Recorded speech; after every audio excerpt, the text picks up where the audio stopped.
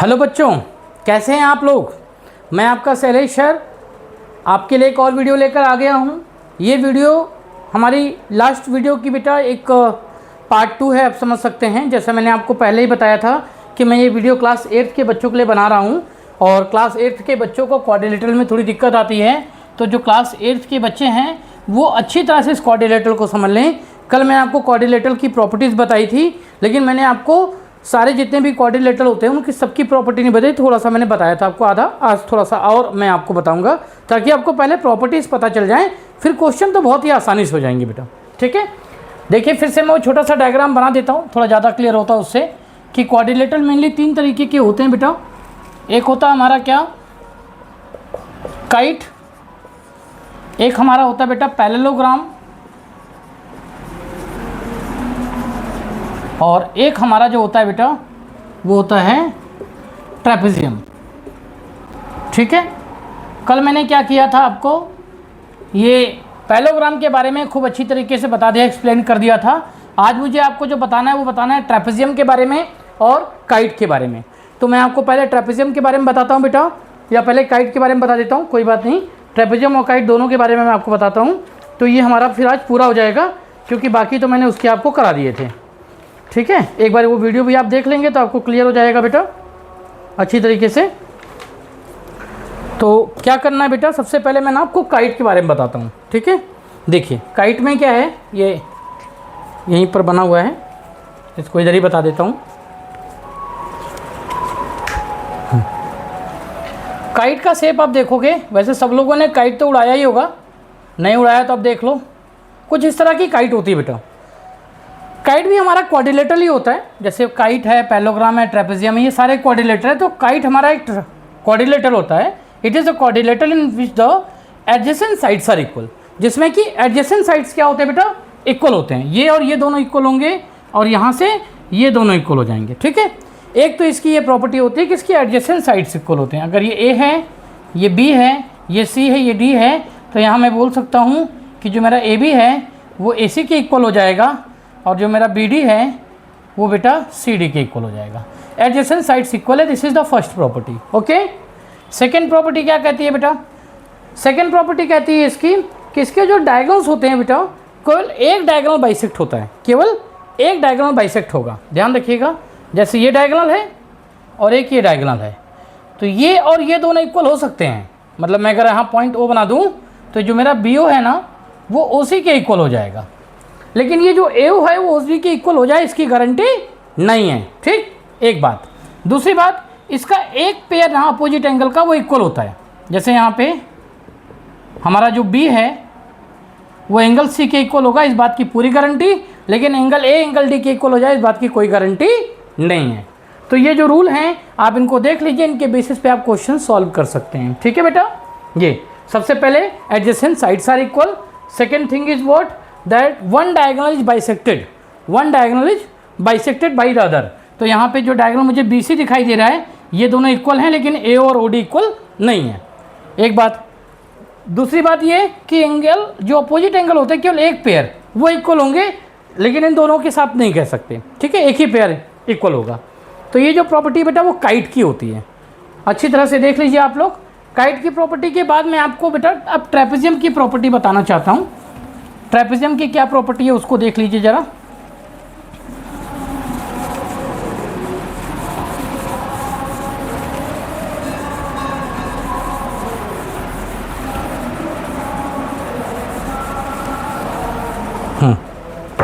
जो अगला फिगर हमारे पास है बेटा वो है ट्रेपेजियम।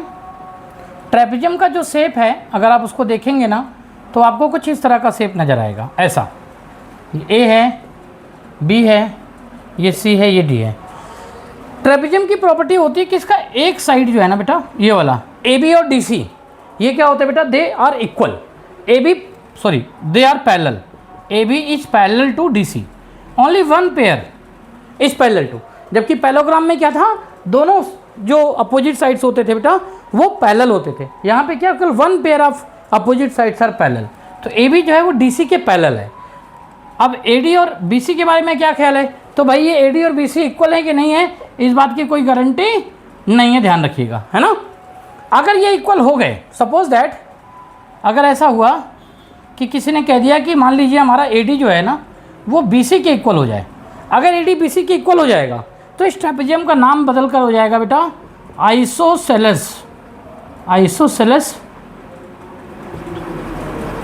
ट्रेपेजियम। ठीक है, इस ट्रेपेजियम का नाम हो जाएगा आइसोसेलेस ट्रेपेजियम। इन ऐसा ट्रेपेजियम जिसके जो अनइक्वल साइड है वो भी इक्वल हो जाए, है ना, दो साइड इक्वल हो जाते हैं, हम लोग आइसोसेलेस यूज करते हैं वर्ड ट्रायंगल में। If the two side of a triangle are equal, that triangle is called isosceles triangle. Similarly if the two opposite sides of a trapezium are equal, then this is called isosceles trapezium। अब इसके बाद और क्या property है बेटा trapezium की? Trapezium की property एक हमारे पास है बेटा कि इसकी एडजेसेंट एंगल का जो सम होता है ना बेटा वो 180 डिग्री होता है, यानी angle A plus angle D ये 180 डिग्री होगा, या B और C का सम भी 180 डिग्री होगा। ये हमारा ट्रेपेजियम की प्रॉपर्टी है। ठीक है, तो इस तरह से आप देखेंगे तो ये ट्रेपेजियम की प्रॉपर्टी हो गई। इसके डायगोनल्स जो होते हैं बेटा, जैसे ये डायगोनल्स होते हैं वो एक दूसरे को इंटरसेक्ट तो करते हैं ओ पर, लेकिन ये दोनों इक्वल है इस बात की कोई गारंटी नहीं है। ठीक ना, ध्यान रखिएगा आप। अब मैंने आपको बताया एक और चीज़ कि आइसोसेलेस ट्रेपेजियम होते हैं। अगर AD BC के इक्वल हो जाए तो उसे हम आइसोसेलेस ट्रेपेजियम बोलते हैं। तो इसको भी आप नोट कर लीजिएगा, कई बार इसके ऊपर बहुत से क्वेश्चन आते हैं। ठीक, तो मैंने आपको बेटा काइट के बारे में, ट्रेपेजियम की प्रॉपर्टी के बारे में ये पूरा का पूरा बता दिया। अब बहुत से क्वेश्चन आपको इसकी प्रॉपर्टीज़ की बेसिस से पूछे जाते हैं। जैसे कल भी मैंने आपको कुछ एग्जांपल में बताया था, आज भी हम लोग करेंगे। कुछ क्वेश्चन के हिसाब से कर लें तो ज़्यादा अच्छा रहेगा। अगर क्वेश्चन वाइज करेंगे तो हमें ज़्यादा क्लियर होगा, ज़्यादा समझ में आएगा। जैसा कि मैं आपके लिए एक दो क्वेश्चन लिख के कराता हूँ, थोड़ा सा देखिएगा, हो जाए तो, है ना।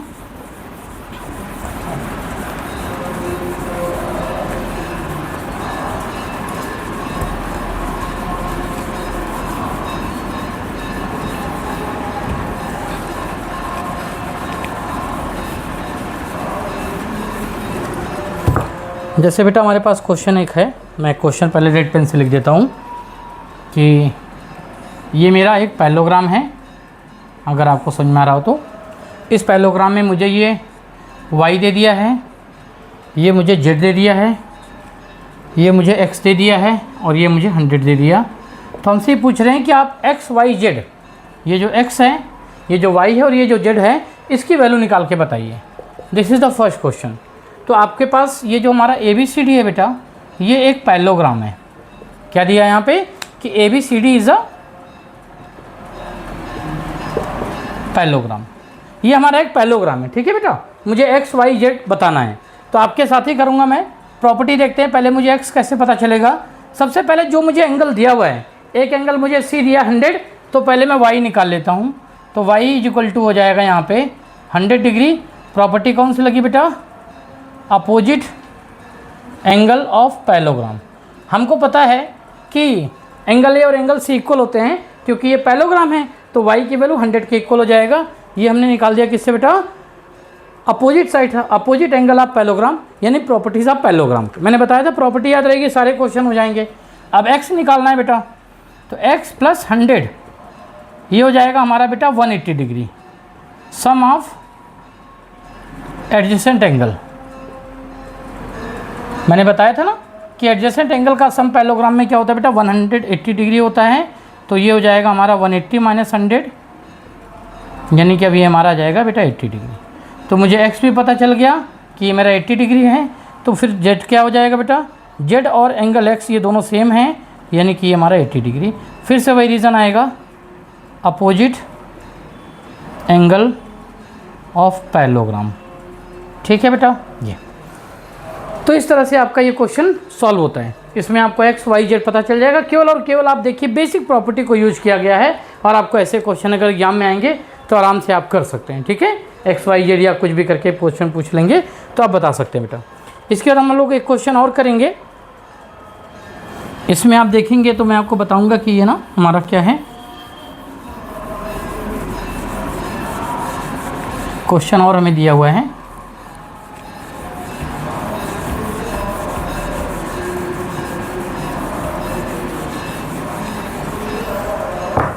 कि ABCD एक हमारा स्क्वायर है,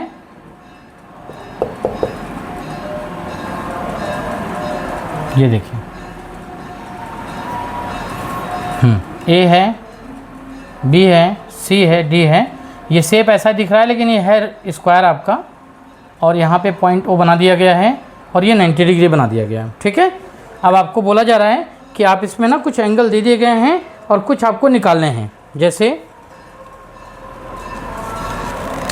ये एक एंगल हमें निकालना है x, ये निकालना y, ये एंगल हमको 30 डिग्री दे दिया गया है। ठीक है बेटा, और एक एंगल और भी यहाँ बनाया है z इधर में, इसको भी निकालना है। हमें x निकालना है बेटा, हमें y निकालना है बेटा, हमें x y और ये सारे एंगल निकालने x y और z। सबसे पहले मैं x देखता हूँ। आप देखो ये जो x है वो 90 डिग्री के ठीक सामने है, तो x एंगल x जो हमारा है वो 90 डिग्री हो जाएगा। कैसे बेटा? Vertically opposite angle. क्या है ये? वर्टिकली अपोजिट एंगल 90 डिग्री के ठीक सामने बना हुआ है। आप लोग जानते होंगे कि ये वाला जो फिगर होता है ऐसा सिंबल बना तो यानी 90 डिग्री है, तो एंगल x तो 90 डिग्री हो गया। अब x पता चल गया तो y निकल जाएगा। अगर आप देखो तो ये हमारा एंगल ट्राइंगल AOB को देखो, AOB में आपके पास x है, y है और 30 है, इनका सम 180 डिग्री होता है। ये होता है angle sum property of triangle से, आप लोग जानते होंगे, लिख लीजिएगा इसको। x यहाँ पे क्या है बेटा हमारे पास 90 डिग्री, y हमें निकालना है, ये हमें 30 दिया है 180। ठीक है बच्चों, तो देखिए y कितना निकल जाएगा 180, 90 और 30 कितना होता है बेटा 120। ये 120 डायरेक्ट उस साइड जाएगा तो -120 हो जाएगा, तो हमारा जो y है वो कितना आ गया बेटा 60 डिग्री। तो ये तो मेरा y निकल गया। अब रही बात z की, z कैसे निकलेगा बेटा? ये एंगल मुझे निकालना है। कौन सा? ये एंगल। ध्यान से देखिए, अगर मुझे ये एंगल निकालना है तो मैंने आपको बताया था कि जो हमारे स्क्वायर होते हैं इसके डायगोनल्स एक दूसरे को बाइसेक्ट करते हैं और साथ ही साथ ये इक्वल भी होते हैं। तो मैं आपको बताऊं, ये लाइन और ये लाइन, पहली बात तो BD और AC इक्वल हैं तो इनके हाफ भी इक्वल होंगे, यानी कि OC और OD भी इक्वल हैं। तो अगर ये Z है तो ये एंगल भी क्या हो जाएगा बेटा? Z हो जाएगा। आप लोग अपनी कॉपी में फिगर जरूर बनाया करो बेटा, लिखने में करने में आसानी होती है। ये Z है तो ये भी Z हो गया। तो अब देखिए Z प्लस क्या हमारे पास है, ये 90 डिग्री है ना, ये हो जाएगा 180 के इक्वल, क्योंकि एक हमारा क्या है ट्राइंगल DOC बन रहा है। ट्राइंगल में एंगल की सम प्रॉपर्टी फॉर्मूला लगा लिया हमने, तो मेरा 2Z हो जाए 180 - 90 होगा बेटा, यानी कि 90 डिग्री। तो जो मेरा Z आएगा बेटा वो आ जाएगा 45 डिग्री, है ना। तो ये मेरा Z आ गया। तो XYZ हमसे पूछा गया था और हमने इसको बता दिया। ऐसे करके मैं आपको बता रहा हूँ कि बहुत से, चाहे जितने मुश्किल क्वेश्चन लगें, लेकिन अगर आपकी प्रॉपर्टी आपको याद है तो आपको कोई रोक नहीं सकता। देखिए जो प्रॉपर्टी मैंने यूज करी यहाँ पे, ये क्या यूज करी बेटा कि डायगोनल्स जो होते हैं, diagonals of square are equal and bisect each other. तो ये चीज़ हमें कौन बताएगा? आप बताओ, एग्जाम में हमें कौन बताएगा? एग्जाम में जो हमने पढ़ाई प्रॉपर्टी ना अच्छे से, अगर हमारा बेस क्लियर है और हमने इसको याद रखा हुआ है अच्छी तरह से, समझ में आ गई बात, तो आप तुरंत ये प्रॉपर्टी लगाएंगे और ये question solve. If you are not remember the property, अगर आपने प्रॉपर्टी को रिमेंबर नहीं किया, if you have not made your concept clear about the square, you can't solve this question. अगर आपको क्वेश्चन सॉल्व करना है तो प्रॉपर्टी को अच्छी तरीके से समझना है और बाद में उसको याद कर लेना है। ठीक है, देखिए सारे के सारे क्वेश्चन बेटा वो प्रॉपर्टी के बेस पे ही सॉल्व हो रहे हैं। एक और क्वेश्चन मैं आपको डिस्कस करना चाहूँगा, बताना चाहूँगा बेटा, वो भी देख लीजिए बेटा क्या है, फिर आगे बढ़ेंगे हम लोग, है ना। इसको भी इरेज कर देता हूँ, थोड़ा जगह मिल जाएगी हमें ना। एक और क्वेश्चन है बेटा जो मैं आपको काइट का कराना चाहता हूँ। देखिए ये एक काइट बना हुआ है हमारा, है ना, इसमें ये और ये दिया हुआ है इक्वल, ये और ये इक्वल होता है, ये भी दिया हुआ है। ये हमें 110 डिग्री दिया है बेटा और ये मुझे y डिग्री दिया है। ठीक है ना, ध्यान से देखिएगा, ये मुझे x दे दिया है और ये मुझे 60 डिग्री दे दिया है। ठीक, सबसे पहली बात तो हम ये करते हैं कि इसका y निकाल लें। यहाँ y क्या होगा बेटा 110 डिग्री हो जाएगा। कौन सा रूल लगाएंगे बेटा हम लोग? रूल हमारा हो रहा है ये, opposite angles are equal, opposite angle of kite are equal, वो भी दोनों इक्वल नहीं, one pair of opposite angle of a kite are equal, केवल एक ही पेयर इक्वल होगा तो हमने y को 110 के इक्वल कर दिया, यानी जो मेरा y है ये आ गया 110 डिग्री, नहीं है ना। अब आप देखिएगा ये 110 है, ये 110 है, ये 60 और ये x है, तो एक प्रॉपर्टी होती है हमारी x plus 110 plus 60 plus 110 is equal to 360। Angle sum property of quadrilateral, मैंने पहले दिन ही बताया था आपको कि एंगल सम प्रॉपर्टी होती है बेटा कि सभी एंगल का जो चार एंगल है उनका सम जो है वो 360 डिग्री होता है। तो इनका सम 360 हो गया, तो हम क्या करेंगे x निकालने के लिए 360 में से सब्ट्रैक्ट कर देंगे इन सब का सम, 110 और 160 तो 170 हो गया, 170 में अगर 110 ऐड करते हैं तो 280 हो जाएगा। सब्ट्रैक्ट करेंगे बेटा 0 80 डिग्री, तो x हमारा क्या आ जाएगा बेटा 80 डिग्री आ जाएगा। ये हमारा एक आंसर आ गया इसका। पहले मैंने y निकाल दिया था, फिर मैंने x निकाल दिया था। ये क्वेश्चन कौन सा क्वेश्चन था? ये क्वेश्चन था आपका बेटा काइट का क्वेश्चन। तो अलग अलग टाइप के आपको क्वेश्चन मिलते रहेंगे बेटा, और आप आसानी से इसको बता सकते हैं, ठीक है। तो ध्यान रखिएगा, जितने भी क्वेश्चन आपको आपके एनसीईआरटी की बुक में मिले या कुछ भी मिले, आप एक बार पहले प्रॉपर्टी पढ़ लीजिए अच्छी तरह से, उसको लिख लीजिए, और लिखने के बाद फिर आप उसको अच्छी तरह से याद करें और फिर क्वेश्चंस लगाएंगे, आपको दिक्कत नहीं होगी। बस याद रखना है कि हर जगह आपको प्रॉपर्टी जो भी आप यूज कर रहे हैं ना उसको लिखना जरूर है। अगर बिना लिखे आपने कर दिया तो आपके मार्क्स कट जाएंगे, इसलिए जो भी प्रॉपर्टी आप यूज करें वो आप जरूर लिखें अच्छी तरह से, ठीक है। चलो और भी कुछ क्वेश्चन अभी मैं इसके कराऊंगा। एक मैं अपने से इस चैप्टर की एक्सरसाइज बनाऊंगा, उसके ऊपर ढेर सारे क्वेश्चन होंगे कि ऐसे कोई एक्सरसाइज हो जाएगी बेटा कि आपको स्कूल में कोई भी क्वेश्चन देंगे एग्जाम में या क्लास में आपको कोई टेस्ट लेंगे तो आपको क्वाड्रिलेटरल के क्वेश्चंस में से कोई दिक्कत नहीं आने वाली है। अच्छी वर्कशीट में बनाऊंगा और अपने सामने उसको सॉल्व कराऊंगा, ठीक है। नेक्स्ट वीडियो में आप इंतजार करिए, तब तक आप लोग मेरे चैनल को लाइक और सब्सक्राइब कर दीजिए ताकि मैं आपके लिए अच्छा बना सकूं। एक और क्लास लगेगी, हमारा क्वाड्रिलेटरल पूरा हो जाएगा बेटा, उसमें मैं आपको प्रैक्टिस करा दूंगा, ठीक है। चलो बाय बच्चों।